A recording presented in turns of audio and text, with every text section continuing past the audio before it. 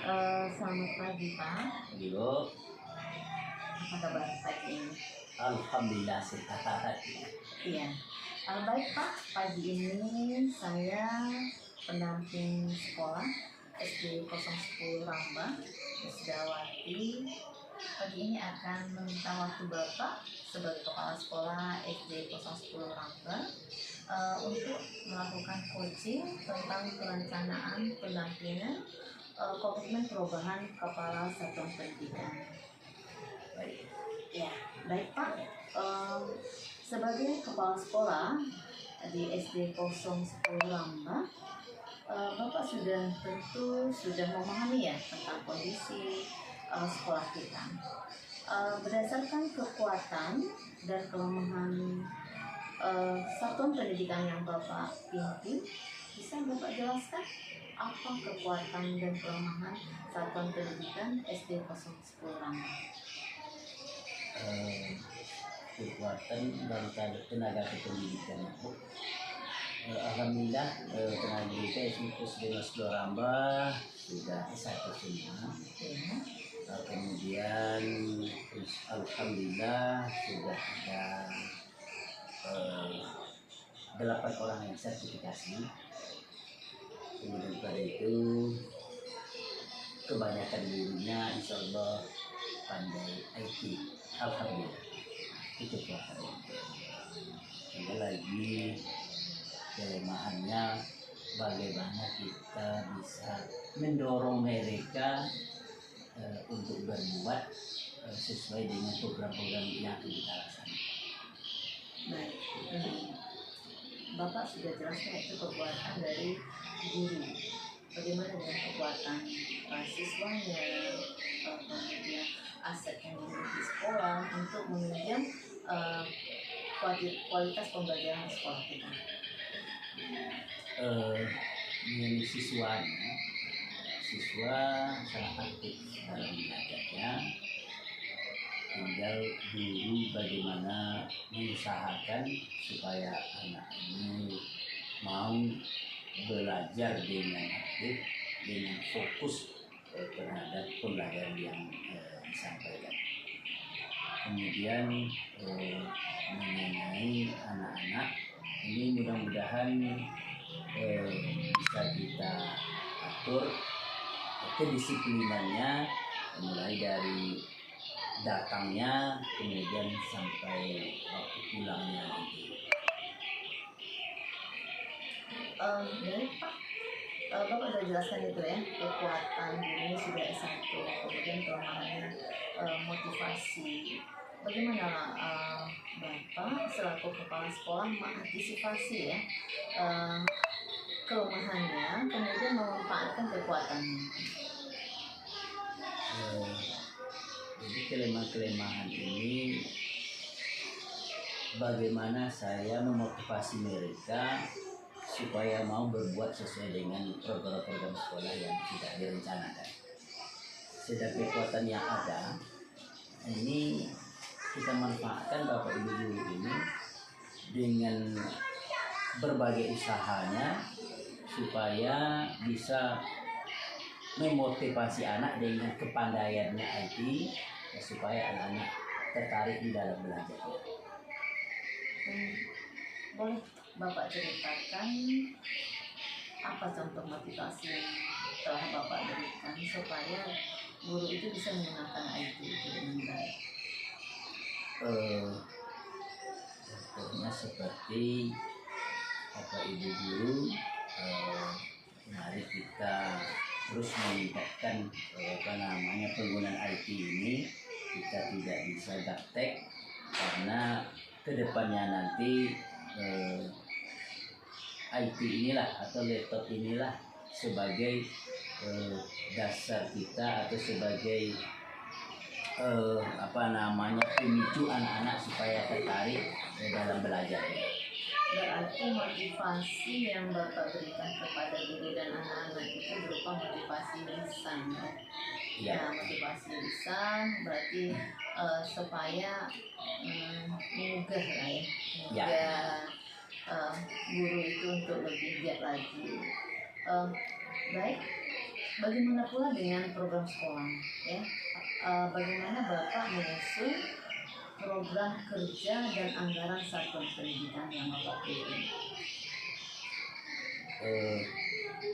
Program sekolah itu kami susun berdasarkan kebutuhan sekolah sesuai dengan anggaran dari dana bos yang tersedia, dengan cara memilah-milah mana yang lebih penting. Nah, gitu. Khususnya mungkin tentang apa namanya itu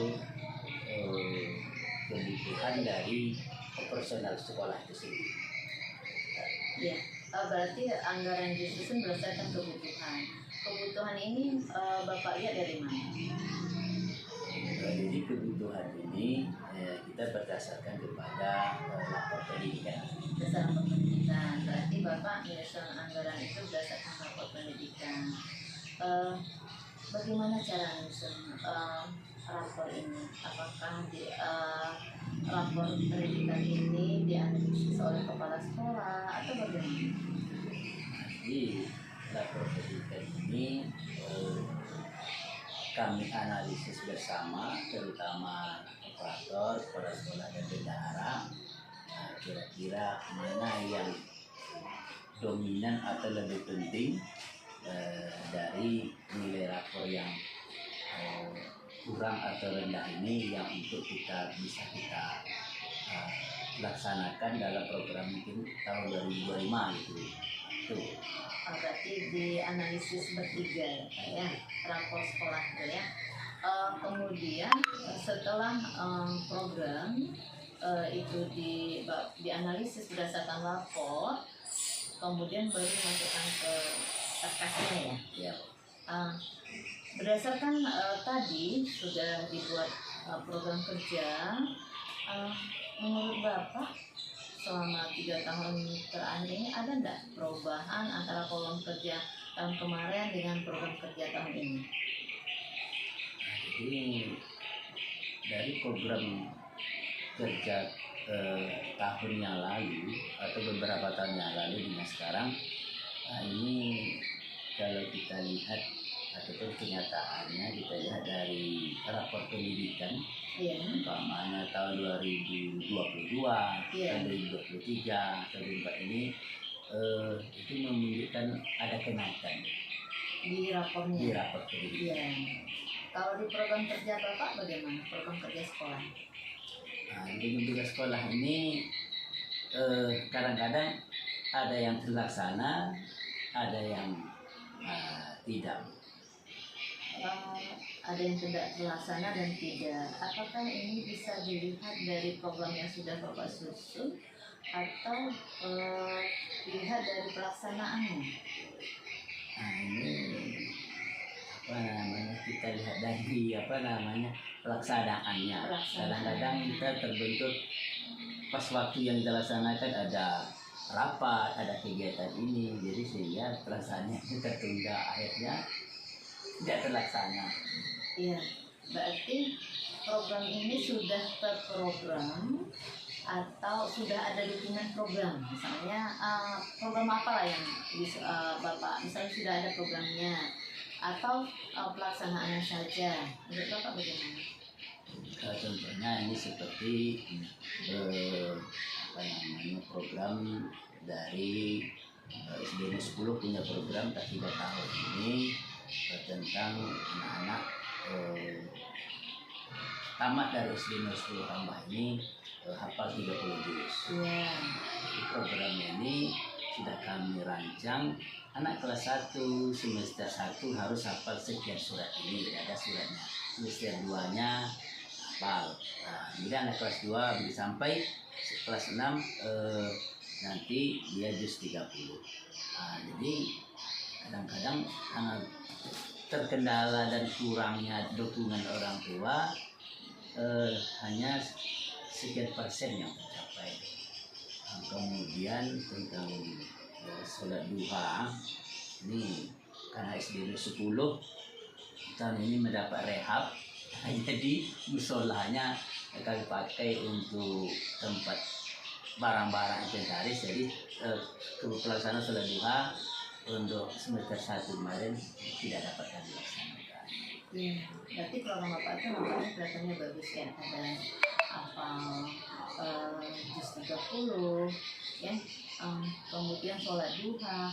Apakah program ini sudah terprogram atau wacananya lisan saja atau sudah terprogram memang dibuat programnya tersendiri? Kalau program Didokumenkan, ya. belum kayaknya. Hanya mungkin berupa daftar sholat duha, daftar apa namanya itu ditempel di dinding, tujuan-tujuan atau apa namanya target-target hafalan, baru begitu. Jadi rencana Bapak pada tahun ini program itu Bapak programkan, dibuat programnya, atau hanya atau seperti yang tahun kemarin hanya ditempel, bagaimana Bapak? Rencananya untuk tahun ini, tahun 2025, kita masuk lagi. Ya, berarti buat programnya ya, buat programnya. Jadi supaya untuk program itu berjalan dengan baik, menurut Bapak, apakah program itu dibuat programnya kemudian secara terstruktur atau hanya diwacanakan kemudian dilaksanakan? Yang mana menurut Bapak akan menunjukkan hasil yang lebih baik? Ini hasilnya mungkin lebih baik apabila terstruktur. Mungkin yang mengajarnya ini orangnya, kemudian strukturnya tadi sudah disampaikan tadi, tidak ada target-target hafalan setiap kelasnya. Iya.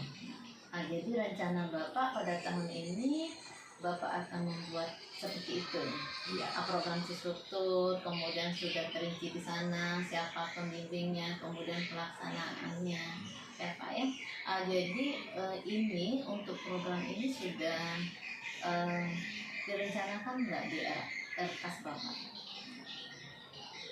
Ini artinya belum itu. Belum ya. Rencana Bapak ini akan dimasukkan ke dalam rencana atas Bapak kesesuaian programnya atau tidak, atau hanya sebagai wacana saja, atau program ini dilaksanakan tanpa ada kebutuhan dana? Jadi gini, untuk pelaksanaan ini yang sedang berlalu ini, iya. Ini yang mengampung guru agama. Guru agama yang mengampung. Jadi kira biayanya tidak seberapa. Karena diambil oleh guru agama. Baik ya Pak. Jadi saya sudah mendapat gambaran ya Pak tentang bagaimana sekolah menyusun rencana kerja dan urusan RKAS-nya, kemudian bagaimana Bapak menjelaskan kekuatan dan kelemahan dari sektor pendidikan yang Bapak pimpin. Nanti data ini akan saya jadikan sebagai data primer perencanaan pendampingan. Terima kasih atas penjelasan dan waktu yang Bapak berikan. Semoga nanti bisa kita jadikan pedoman ya untuk pendampingan 1 tahun ke depan. Sama Bu.